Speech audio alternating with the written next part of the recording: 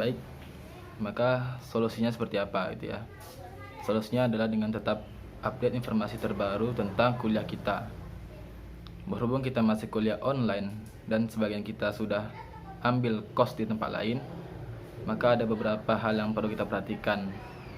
Yang pertama, kalau misalnya barang kita masih di kos dan belum ada kemungkinan untuk keluar dari kos, solusinya kita minta keringanan biaya. Atau kalau tidak bisa, kamu coba untuk katakan kepada pemilik kos kalau kamu itu tidak bisa atau tidak akan ke kos selama masa kuliah online ini. Atau kalau kemungkinannya tetap di kos di sana, maka bayar full seperti biasa gitu. Kedua, mengambil barang kamu dari kos dan tinggal di rumah.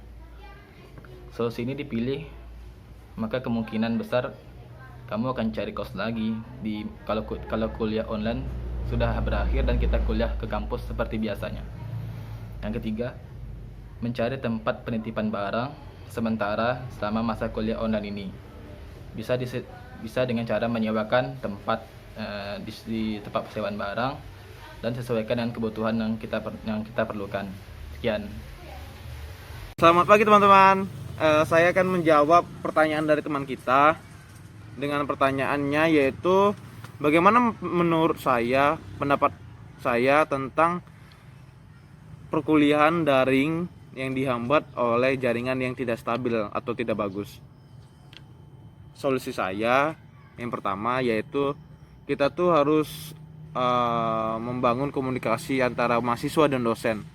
Karena dengan adanya komunikasi tersebut, mahasiswa bisa menjelaskan bagaimana situasi kita. Pasti dosen akan mengerti. Dan menurut saya, cara yang kedua, usahakan dibuktikan dengan capture. Misalnya jaringannya kurang bagus kan, di capture. Pokoknya dikasihlah bukti pendukungnya agar dosen bisa semakin percayakan situasi dan kondisi kita. Semoga bermanfaat ya guys. Terima kasih. Tips kuliah daringnya bang biar nggak bosan. Nah, selama jadwal kosong dan nggak ada jadwal perkuliahan, gunakan untuk refreshing, entah itu istirahat, main game atau sebagainya yang sekiranya memang bermanfaat dan itu menghilangkan jenuh selama perkuliahan daring. Nah, untuk mahasiswa daring itu kurang efisien, apalagi di jurusan teknik yang notabene-nya itu harus megang alat. Nah, untuk pro-nya itu setidaknya kita tidak menyebarluaskan lagi COVID-19. Sedangkan kalau untuk kontranya banyak banget ya. Dan salah satunya kita tidak merasakan nikmatnya gimana praktikum secara langsung dengan alat-alat yang udah ada di lab. Yang pasti enakan kuliah dengan tatap muka ya, karena kita bisa langsung berhubungan dengan dosennya. Dan itu lebih menyerap sih rasanya ketika kita tatap muka langsung dengan dosen daripada daring.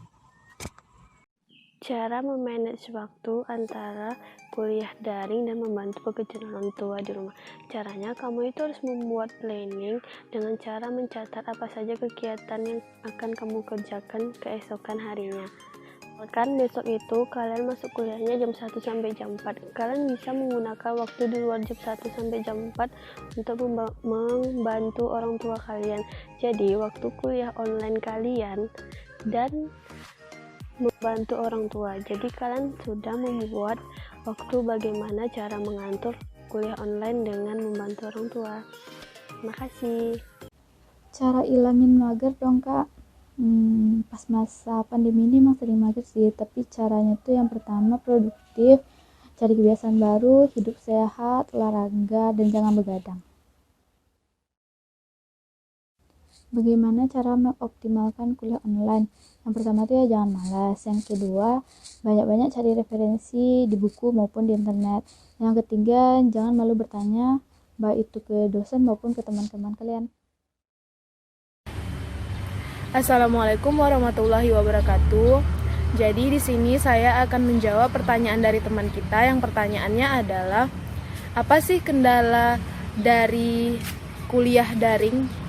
Jadi menurut saya kendalanya adalah yang pertama yaitu kendala dalam jaringan. Karena kalau kita belajar online pasti kita butuh jaringan kan, dan nggak setiap daerah itu punya jaringan yang bagus. Terus yang kedua adalah kan kita juga lebih banyak praktikum.